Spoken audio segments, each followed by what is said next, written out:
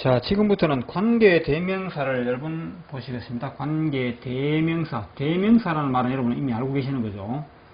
관계를 나타내주는 대명사라 해서 관계 대명사라고 하는데, 제 개인적인 생각으로는 이런 말이 필요 없는 것 같아요. 그냥 who, whose, whom, which, that 요 낱말 공부를 조금 더 하면 되는 것이기 때문에 관계 대명사 이런 말은 사실 뭐 어려운 말이 아니니까. 예. 그래서 저 용어가 중요한 것이 아니고 단어를 제대로 쓸 줄도 아는 쓰는 그 방법 같은 것을 익히는 것이 중요한 겁니다. 영어 단어라는 것은 짧은 하나의 말이죠. 뭐 학교, 강, 산, 뭐 나무 이런 말들은 짧은 낱말로서 우리말이나 영어에서나 그 누구나 이해하기 어렵지 않은 것이죠. 암기만 잘해주면 되는 것입니다. 그런데 낱말이 모여서 말이 되거든요. 낱말들이 모여서 짧은 말, 긴 말이 되는데 우리말과 영어하고는 말이 순서가 달라요. 예. 순서도 다르고 구조, 조직이 다 달라요. 그래서 영어가 어렵거든요. 그걸 알기 위해서 우리가 지금까지 팔품사도 하고 의문문, 부정문의 원리가 무엇이다, 감탄문이 무엇이다 이런 걸 했는데, 자, 이와 같은 것을 갖다가 문장의 구조, 문장의 틀이라 하는데, 영어에서 문장의 틀에 대한 이해만 하고 나면 그 다음부터는 단어만 알면 되거든. 예. 그 다음부터는 단어만 알면 무슨 말이든지 다 하고 들을 수 있도록 쓸 수 있도록 되어 있다 이 말입니다. 그 문장의 틀을 이해하기 위한 과정의 하나가 바로 이게 또 관계 대명사라는 겁니다. 관계 대명사가 굉장히 어려웠어요. 저도 그랬어요. 저도 옛날에 관계 대명사라는 걸 처음 공부할 때 너무 어려워가지고 이것 때문에 또 영어 포기할 뻔했어요. 관계 대명사가 있고 또 관계 부사라는 것이 있거든요. 관계 대명사와 관계 부사를 합쳐서 관계사라고 하는 겁니다. 굉장히 어렵게 느껴졌어요. 하여튼 오늘 여러분은 이것을 쉽게 하도록 제가 안내해 드리겠습니다. 자, 관계사라는 것은 일종의 대명사라서 관계 대명사이기 때문에 말과 말을 관계에 지어지는 역할을 한다. 말과 말, 앞에 있는 말과 뒤에 있는 말을 관계에 지어준다. 이런 뜻입니다. 그것이 바로 who, whom, whose, which, that 이렇게 몇 가지, 5가지 있네요. 앞 관계사와 동격에 해당하는 명사를 선행사로 한다. 이거는 잠시 후에 알게 될 겁니다. 자, who, whose, whom, which, that. 예. 요 낱말들에 대한 이해가 중요한 것입니다.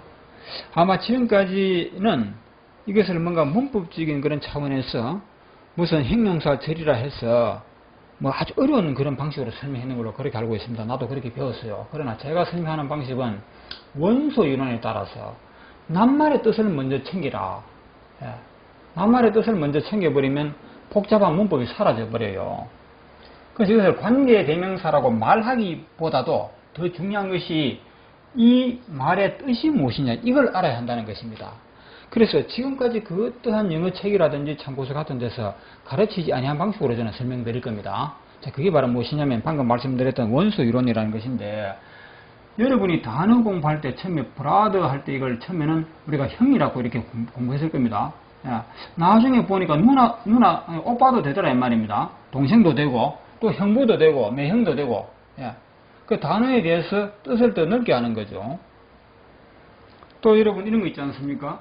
포를 하게 되면 처음에는 이걸 갖다가 떨어지다라고 암기했는데 나중에 알고 보니까 이게 가을도 되더라. 가을이라는 뜻도 되더라. 그렇죠? 예.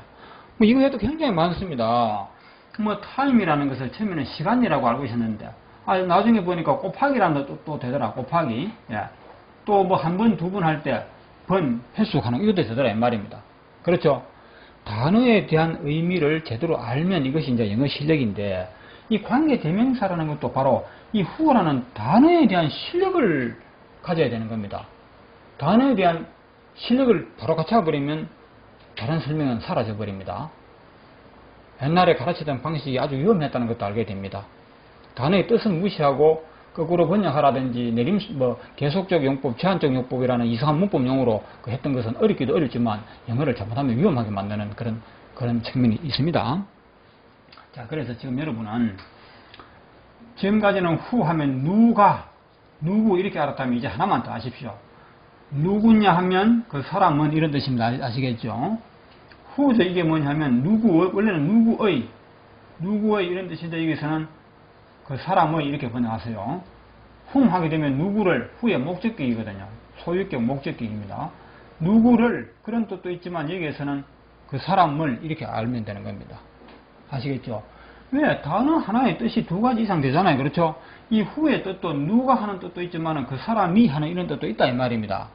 이 단어의 뜻을 하나만 더 알아라는 겁니다. which가 원래 어느 쪽이냐 이런 말이거든요. 여기에서는 어느 쪽 하지 말고 그것은 사람을 두고 하는 말이 아니고 동물이나 사물을 두고 하는 말이기 때문에 그것은 또 over which 하면 그것의 over가 뭐뭐의 되죠. 또 그것은 주격에서 이번에 목적격으로 그것들을 이렇게 번역할 줄 알면 됩니다. 대뜨는 저 사람은 저것은 저 물건은 대뜨는 사람 보고도 사물 물건 보고도 됐다 하거든요. 그래서 대뜨는 저 사람도 되고 저것도 되는 것입니다. 목적격에서는 저것을 저 사람을 이렇게 번역하면 되잖아요. 목적격이기 때문에 이걸 목적격 조사로 고쳐야 됩니다. 이걸 을로 바꿔주세요.